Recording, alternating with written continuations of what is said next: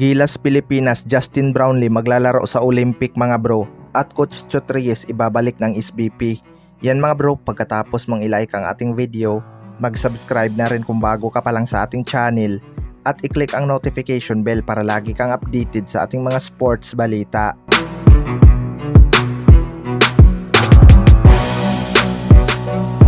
So matapos nga ang hindi magandang nangyari noong FIBA World Cup mga bro, napilitan nga itong SBP na palitan sa pwesto itong si Coach Chot Reyes.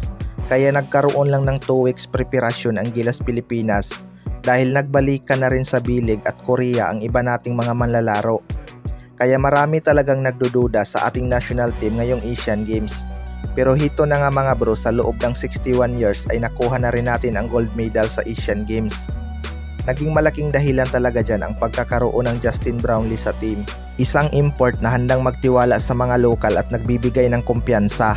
Nakadalawang gold medal na nga itong si Justin Brownlee mga bro. Isa noong SEA Games at isa din sa Asian Games. Tunay talagang history maker itong si Justin Brownlee. Kaya sana wag nang ibalik ng SBP itong si Coach Chot Reyes dahil kaya naman pala kahit short preparation lang basta may sistema ang team at may naturalized na team player. Dahil useless nga naman ang mahabang preparasyon kung puro lang din isolation ang play tulad noong FIBA World Cup. Sa kabilang banda naman mga bro, Justin Brownlee maglalaro sa Olympics. Matapos nga ang napakagandang chemistry ni Justin Brownlee sa ating mga locals, naging maganda din ang resulta nito para sa ating national team na Gilas Pilipinas. Naging emotional din itong si Justin Brownlee mga bro at nagpapasalamat ng malaki sa kanyang agent na nagdala sa kanya dito sa Pilipinas. Paniguradong proud itong si Miss Cheryl sa mga naabot ni Justin Brownlee. In 61 years nga mga bro, si Justin Brownlee nga ang nagbigay ng gold medal sa ating bansa sa Asian Games.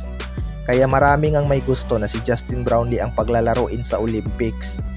Well, para sa akin mga bro, malaking impact talaga sa ating national team ang familiarity ng mga players. Kaya kung si Coach Timcon pa rin ang hahawak sa Gilas Pilipinas ngayong 2024 Olympic, hindi malabong si Justin Brownlee pa rin ang magiging naturalized player ng ating bansa. Hindi naman sa dinidiscredit ko si Jordan Clarkson mga bro, pero yung pinagsamahan ni Justin Brownlee at Coach Timcon, kilalang kilala na nga nila ang isa't isa, partikular na sa game. Malaki din talaga ang tiwala ni Coach Timcon kay Justin Brownlee mga bro. Hindi nga ito yung tipo ng import na sobrang galing ang tingin sa sarili dahil mas binibigyan niya nga ng kumpiyansa ang kanyang mga teammate. Pero kung kailangan niya ng mag-take over, dyan mo nga maaasahan ang kanyang scoring ability. Nag-alatri si McGrady pa nga ito kontra China upang paiyakin ang kanilang mga fans na tudobo sa Gilas Pilipinas. Kayo mga bro, ano masasabi nyo tungkol dito?